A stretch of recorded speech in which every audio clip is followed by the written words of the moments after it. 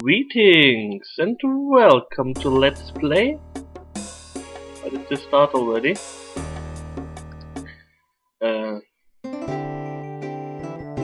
Fiddling. No, endgame. Yeah, I did some preparations beforehand. I already recorded a bit, and then I was like, I just talked half an hour. I just did half an hour of shopping. I doubt that would make a good start for this Let's Play. Anyways, let's watch the, well, introduction. Yes, I already did that. Let the computer do the work. His charisma is increased. Oh, that's really important. Elsurian Starlight. Let me welcome you, honored adventurers. I am Elsurian Starlight, and want to thank you in the name of my brother, Elven King Alistair Starlight, for your coming here in regard of this matter. Elsurian takes you to a tavern with the pleasant name of Lovely Meadow. After ordering a sufficient amount of drinks, he gives a discreet nod to the waitress, and she leaves you alone. Without beating about the bush, he goes straight to the heart of the matter. As you know, an orcish uprising was crushed once before, but only by the cooperation of the dwarves and the elves. As a sign of friendship, a magical artifact, the Salamander Stone, was created to mark the occasion. But the friendship has sundered and the Salamander Stone lost. In order to resist this new orcish threat, the Salamander Stone must be delivered into the hands of the dwarf Ingramash. I'm now pouring some of my tea into my cup. Don't worry, I'm not on the toilet or something. You have to be careful with these sounds. People may think I'm like, oh, I'm sitting on the toilet with my laptop, recording some Let's Plays. Oh, that feels so good. No. Okay. Elsurian Starlight. After explaining his request, Elsurian pays to the tab and says goodbye. But not before leaving you with the following information. The dwarf Ingramash has left his people and is at the moment staying in Lowangen. The Salamander Stone is said to be inside a dwarven pit not too far south of here. After that, he'll leave the tavern. Thank you. Click for me. Contact with an elf, haven't you? An elf pretending to be an ambassador.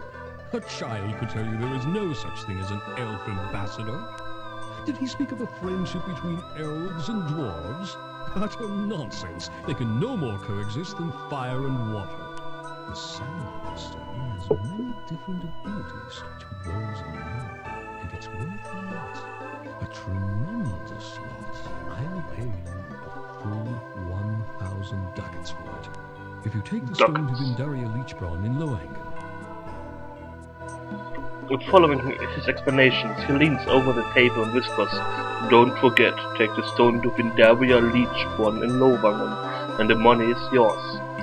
After that, he leaves the tavern, but not before satisfying himself that no other customer had a chance to hear what he told you. Okay. I'm gonna leave the tavern now and load up the fiddling game. You will notice something in the party, not only the setup, but look at Queen of Atlas. I gave her a different face. This has nothing to do with, oh, Daniel only wants good-looking women in his team. This is objectifying. Shut up! The other face, in my opinion, looked insulting. That's all because, change appearance, she kinda looks like a fork or something, and I really don't want to offend Queen of Atlas. By giving her a very weird looking character, because no, you don't do that. And yeah, so she will be happy because she's blonde, again, and doesn't look like a bridge troll, like the other appearance. And yeah, other than that, I did some fiddling with my inventory. I was kind of confused. I checked the manual for a few things. One thing is the toad skin weighs less, is cheaper, but has the same stats than the leather harness, which is more expensive and weighs more. I don't know. You start the game with 62 cards. You will now say, what? How did you get 356? You played without us. We hate you. Anyways, I bought from the old game. I bought some herbs with me, some expensive herbs, and sold them here because you can only, like I said, get 62 cards, and we had like 750 ducats, and we got like 50 ducats from the headman for completing our quest. So yeah, and I already did the buying and selling and stuff. We still have quite a lot of money for this game. I doubt we will need more. One thing I did was buying a Rondra comb for Elden Loco, which I think is the strongest two-handed weapon in the game. I hope he's able to hit with it properly. I bought some heavy crossbows for the elves, so they do even more damage. And I got some throwing stars for Victorian Robot, so she can be of use. Lady Gilvin sadly cannot use throwing stars. And throwing knives, something she can use, only cannot be stacked. So I could only have like 3 with me, which kind of defeats the purpose of a throwing weapon. Ow. Oh well. Well, let's leave the town and go south. Yep. Good planning. South? Yes. Southwest. No. It is getting dark. Time for camp. Oh, okay. Find a campsite. You can actually do a faster march. Who is cuddling over there? I bet Elden Loco and more guys.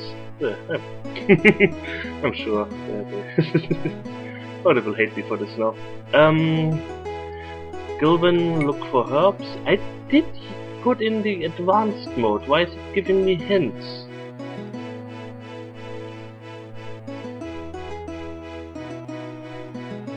Elden Loco, me and Victorian Robot. No, more guys.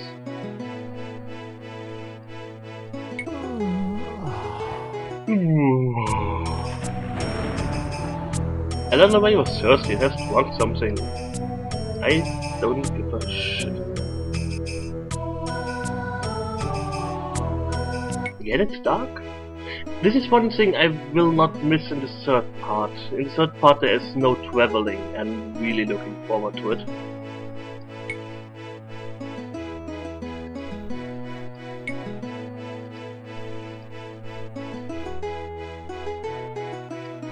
Oh, Queen! What's wrong with you? That doesn't look good. Lady Gilvin, treat disease on Queen of Atlas. Taha be praised! Lady Gilvin can heal Queen of Atlas illness and also gives her back 5 life points. Good. Thank God. She just give it a tetanus or something. Elden Loco, Elanarae, more guys. Okay, sleep. Like I said, the third game is a bit more march on.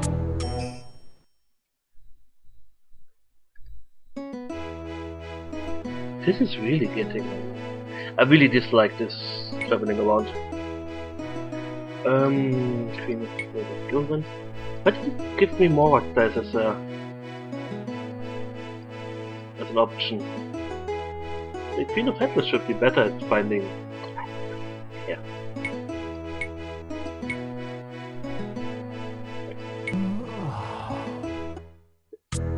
So, can we finally reach... Oh! A brooch-holdered man covered with all sorts of material embellishment, giant earrings, metal bands around his biceps, necklaces festooned with teeth, etc., and carrying a backpack, 2 swords, a long bow, a crossbow, a large axe, and half a dozen throwing daggers, is coming down the road toward you, and this is getting really loud. 1 second. I kind of wanted to keep the music at this, but no. That was the fellow. Hi. Adventurers generally have a lot of questions. How about you? What can you tell me about the dwarf pit? You asked me of all the persons? How about elves? Elves are eternally curious, but there are some things you probably will never understand. What about Startwell? Startwell? Did you actually say Startwell just then? You must be tired of living to utter that name in the presence of Divine Basilisk Slayer. Never mention that word again, did you hear me? We only went there because that stupid woman told us there would be treasures to be found. Madness! That's what it was. Thousands of those creatures all about us, and Elanarae had to go in there. Well, she paid the price for her stupidity. Now she's propped up there. And if I've understood it right, then that's where she's gonna stay. I mean, I would only accompany her in the first place because I'm not the kind of guy who lets a woman go to her doom all alone. But when I saw that, I made tracks and fast. What's that you say? For the gods? Don't talk to me about that. One more word about them and I will wring your scrawny necks. It's easy for you to talk. Were you at Grango before? No, you weren't. If you had been, you wouldn't risk your skins for that foul scum now. Yes, I said scum. The foulest lizard magic, if you ask me. Have you any idea what they did? They turned a whole town full of elves into orcs. Well, almost into orcs anyway. They still have those pointy ears, but apart from that, they are orcs. Now, that can only be lizard magic. So, go ask the lizards. They say there are some of them around here, just a bit further north in the middle of the swamp. But if you want to ask them any questions, you might as well fall on a sword. Right now! You can have mine for it. What do I care if you walk to your doom? Have fun. Startwell. You know, I've sent people to meet Bowen for less, and if they have it half as bad there as I suspect. Okay. Continue along the planned route. Along the road you see a man approach carrying a large pannier on his back. With his every step there's an almighty banging and clanking, and from his hunched back it is quite obvious that he is carrying around a heavy load. Hex and all the others be with you, he calls out to you, still quite a ways in the distance. Oh, I never. You here? What can I do for you? What can you tell me about Startwell? You ask me of all the persons? Yes. Solomon Stone? Dwarven Pit. Food and drink. End of dialogue.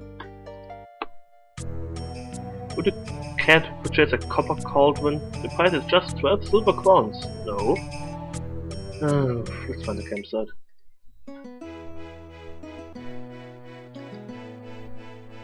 No. This is strange. Oh yes.